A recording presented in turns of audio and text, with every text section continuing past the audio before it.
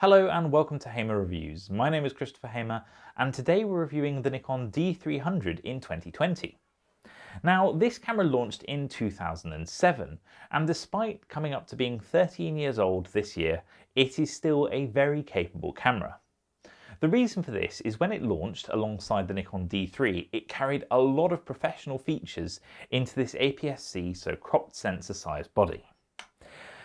Here in front of me I have the Nikon D300 with the MB-D10 battery grip and a 70-200 2.8 lens. I think at the time this is a combination that you would have seen a lot. The 70-200 is the VR1 version, so the first version with VR that launched, and it is a perfect combination with this camera. What the Nikon D300 brought to the party was great low light performance. So the D3 really marked a huge change in Nikon sensor technology, and a lot of that did filter over to the D300.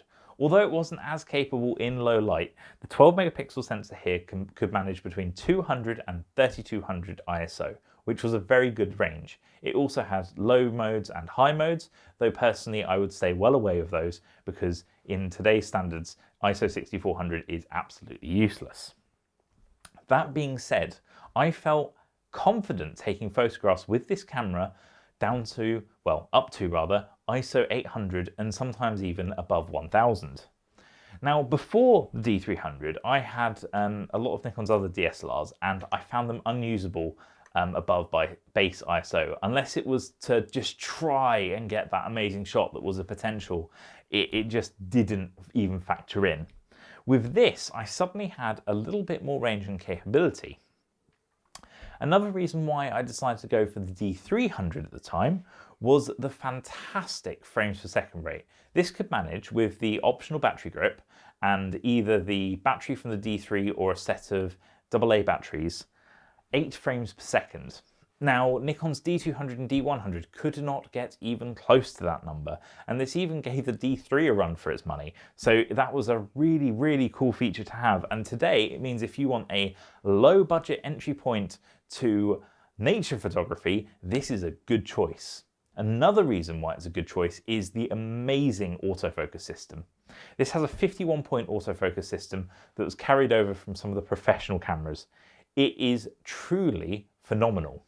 Another great thing about this is it felt great when you looked through and the viewfinder was fantastic and those autofocus points covered the majority of the screen.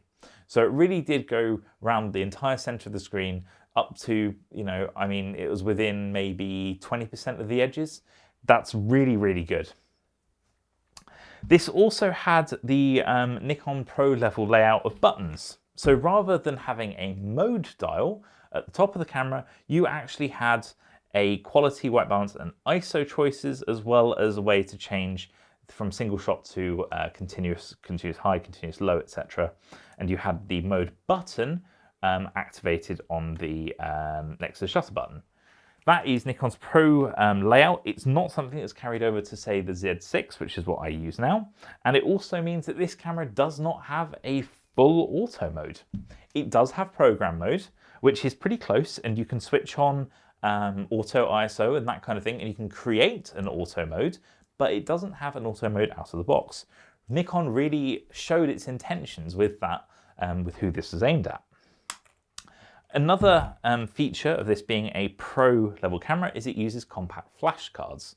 Although the Nikon D70 at the time had compact flash, we did see the introduction of SD cards into the consumer cameras around that time. So the fact this used high bandwidth compact flash cards did signal that this was a pro level camera. It was also compatible with a variety of compact flash cards, up to 64 gigabytes plus, so that was really good as well.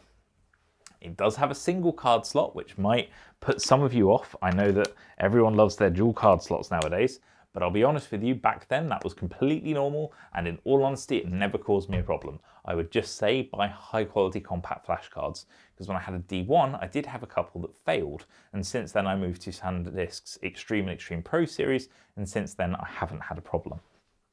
The camera does have a built-in pop-up flash. Now usually I would tell you to avoid it and don't use it. And as much as I'll tell you don't use it for photographs, this does have a very cool feature, which is you can use it as a commander mode a commander for Nikon's external flashes, so the SB800, SB900, SB700, and so on and so forth.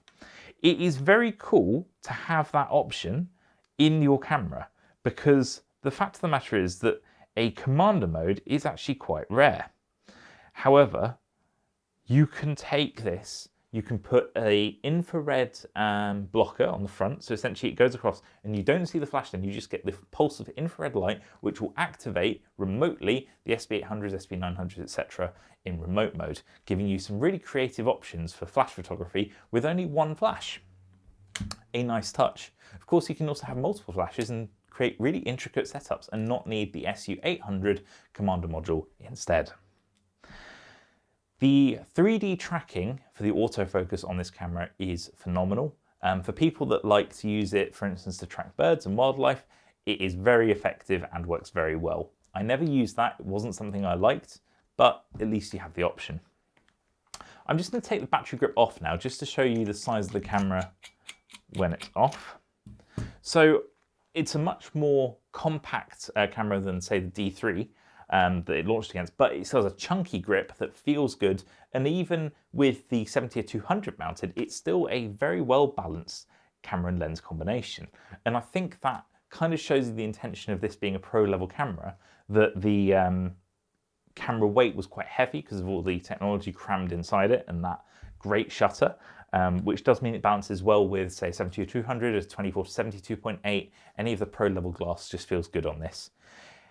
It is compatible with pretty much every f-mount lens you can imagine. So whether it's a manual focus lens from the 60s and 70s or a autofocus lens from today, that will work fine with this. The only exception is the E designated lenses with the electronic diaphragms. I don't believe the D300 can control those.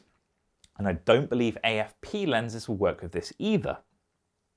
That being said, if you buy this, I suggest you buy a load of AFS glass, and this just feels great. It does have a screwdriver in it, so if you want to use this with AFD lenses, it works perfectly fine. Other things that I really like, and this is a very odd thing to point out, but it has a beautifully rounded corner on the left-hand side to rest the palm of your other hand on when you're taking photos, and I feel that this is one of the most ergonomic cameras that you can find. Of course, if we just add the grip back on again, you do get a whole load of buttons, controls, and a good sized screen on the back of this. The screen is a good quality. It's obviously no comparison to the screens we have on modern SLRs, but for the time it was good, and today it's acceptable. Of course, the big thing is, should you buy one? Are they still good value? Well, yes they are. You can pick one of these cameras up for £100.